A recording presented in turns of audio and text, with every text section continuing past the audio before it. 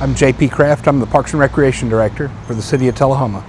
As far as running the pool, we have to have lots of labor, lots of lifeguards. It's kind of a hot commodity. Most cities are having trouble getting lifeguards these days. My name is Logan Massengale. I'm the Aquatics coordinator. Backwash the pool, that's the first thing I do every morning. After that, I check all the chemicals, see where the chemicals are at. We spend about $50,000 on chlorine, sodium bicarb, acid, all kinds of things to keep the water in the shape that it needs to be in to not only meet code, but to be good for the swimmers.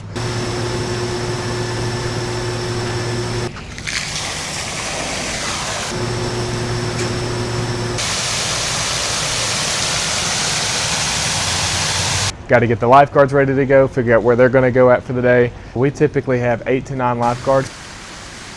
Not every city has a pool like this. Ours is very unique, but if pools made money, there would definitely be one on every corner.